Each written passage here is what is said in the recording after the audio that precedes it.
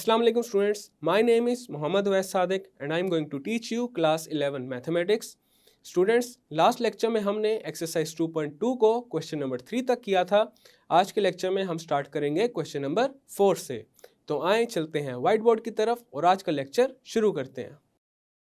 Exercise 2.2 का question number 4 है, let u is equal to 1 2 3 4 5 6 7 8 9 10, a is equal to 2 4 6 8 10, b is equal to 1 2 3 4 5 and c is equal to 1 3 5 7 9. List the members of the following sets. Part 1 है हमारे पास a complement. We know that a complement is equal to universal set minus a. This is equal to set u है हमारे पास 1 2 3 4 up to 10 minus set A है 2 4 6 8 10। अब हमारे पास A complement के set में वो एलिमेंट्स आ जाएंगे जो कि सेट U में हो लेकिन सेट A में ना हो। तो यहाँ पे हमारे पास आ जाएगा 1 3 5 7 9। तो ये आ चुका है A कॉम्प्लीमेंट। नेक्स्ट है part 2 B complement. B complement is equal to U minus B. This is equal to set U है 1 2 3 4 up to 10 minus set B is 1 2 3 4 5। अब हमारे पास B कॉम्प्लीमेंट के सेट में वो एलिमेंट्स आएंगे जो कि सेट U में होने चाहिए लेकिन सेट B में ना हो। तो हमारे पास यहाँ पे आ जाएगा 6 7 8 9 10। तो ये आ चुका है हमारे पास B कॉम्प्लीमेंट। नेक्स्ट है part 3 A union B। A union B is equal to set A है 2 4 6 8 10 यूनियन सेट B is 1 2 3 4 5। तो हमारे पास A यूनियन B के सेट में सेट A और सेट B के सारे एलिमेंट्स आ जाएंगे और कोई भी एलिमेंट रिपीट नहीं होगा। तो यहाँ पे हमारे पास आ जाएगा 1 2 3 4 5 6 8 10। तो ये आ चुका है A यूनियन B। नेक्स्ट है part 4 A minus B. A minus B, this is equal to 2 4 6 8 10 minus set B है 1 2 3 4 5। तो A minus B के सेट में हमारे पास वो एलिमेंट्स आएंगे जो कि सेट A में होने चाहिए लेकिन सेट B में ना हो। तो यहाँ पे हमारे पास आ जाएगा 6 8 10। तो ये आ चुका है A minus B। नेक्स्ट है part 5 A intersection C। A intersection C this is equal to set A है 2 4 6 8 10 इंटरसेक्शन सेट C is 1 3 5 7 9। अब यहाँ पे A इंटरसेक्शन C के सेट में वो एलिमेंट्स आएंगे जो कि सेट A और सेट C में कॉमन हो। अब यहाँ पे देखा जा सकता है इन दोनों सेट्स में कोई भी कॉमन एलिमेंट नहीं है।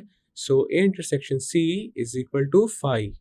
नेक्स्ट है part 6 A complement union C complement.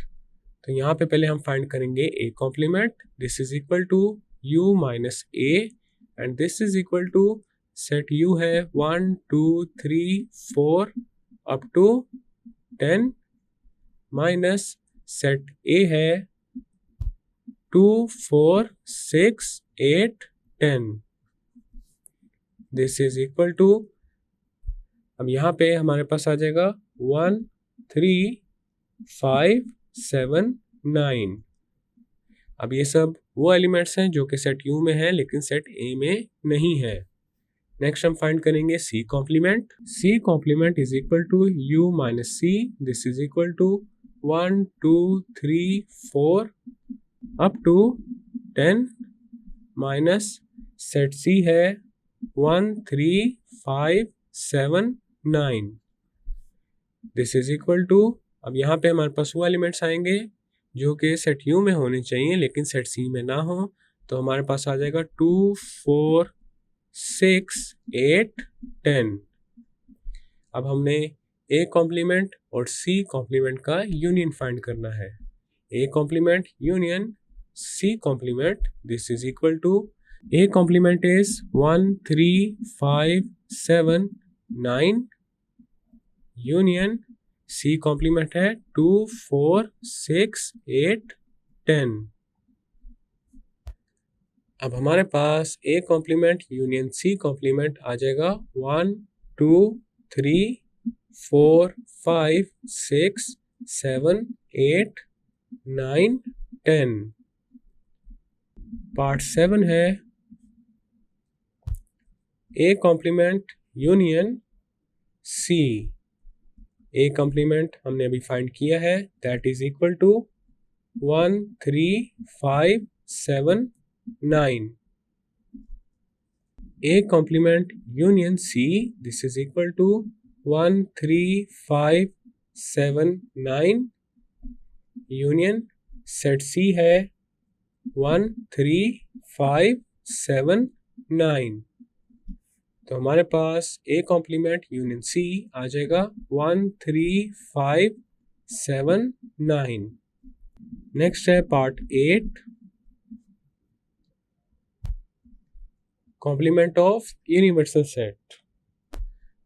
So complement of universal set, this is equal to u minus u, this is equal to 1 2 3 4 up to 10 minus 1 2 3 4 up to 10। तो ये हमारे पास एक एम्प्टी सेट आ जाएगा। So this is equal to 5। So this is our final and required result, और यहाँ पे question number 4 complete हो चुका है। नेक्स्ट है question number 5, use Venn diagrams if necessary find the single sets equal to the following. And part 1 is, अब यहाँ पे हम पहले बनाएंगे एक वेन डायग्राम। ये आ चुका है हमारे पास यूनिवर्सल सेट U। अब हम बनाएंगे सेट A को।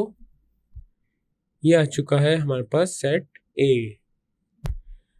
अब हम जानते हैं ए कॉम्प्लीमेंट के सेट में हमारे पास वो एलिमेंट्स आते हैं जो कि सेट यू में हो लेकिन सेट ए में ना हो। तो यहाँ पे ये जो रीजन है ये रिप्रेजेंट कर रहा है ए कॉम्प्लीमेंट को, and A complement is equal to U minus A. अब ए को अगर यू में से निकाल दिया जाए तो हमारे पास ए कॉम्प्लीमेंट आ जाएगा। नेक्स्ट है पार्ट 2, ए इंटरसेक्शन यू। अब यहाँ पे हमने ए और यू का लेना है इंटरसेक्शन। तो ए और यू का जब इंटरसेक्शन लेंगे तो ए का जो रीजन है सिर्फ वही शेड होगा। तो ये आ चुका है हमारे पास ए इंटरसेक्शन यू। तो यहाँ से देख के हमें पता चल रहा है A intersection U is equal to A. Next है पार्ट 3, ए यूनियन यू। अब जब ए और यू का यूनियन लिया जाएगा तो यहाँ पे जो यू है वो पूरा ही शेड हो जाएगा। तो ये आ चुका है हमारे पास A union U. So A union U, this is equal to U. Next है हमारे पास पार्ट 4, ए यूनियन फाई। अब अगर ए का यूनियन लिया जाए फाई के साथ तो वापस क्या आ जाता है ए। तो यहाँ पे ए का जो रीजन है सिर्फ वही शेड होगा। तो ये आ चुका है हमारे पास ए यूनियन फाई।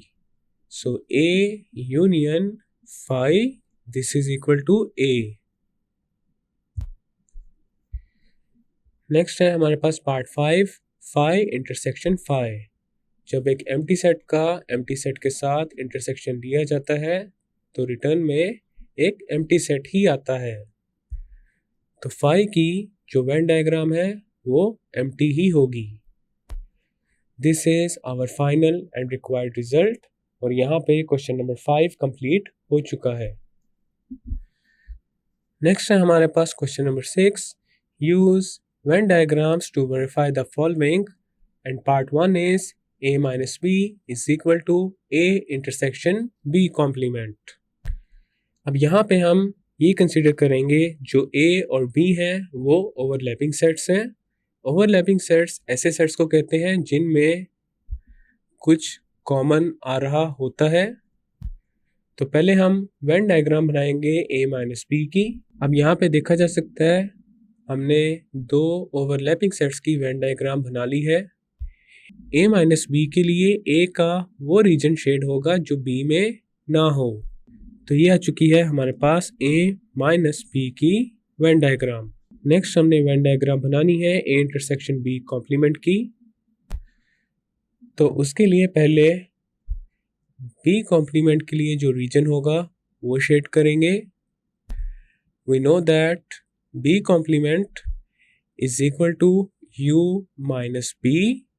तो यहाँ पे अब हमारे पास b कॉम्प्लीमेंट के लिए u का वो रीजन शेड होगा जिसमें b इंक्लूड ना हो। तो ये हमारे पास रीजन आ चुका है b कॉम्प्लीमेंट का। अब अगर b कॉम्प्लीमेंट और a का यूनियन लिया जाए तो यहाँ पे जो a और b कॉम्प्लीमेंट का जो कॉमन रीजन है वो शेड होगा। तो हमारे पास ये आ चुका है a intersection b complement. From Venn diagrams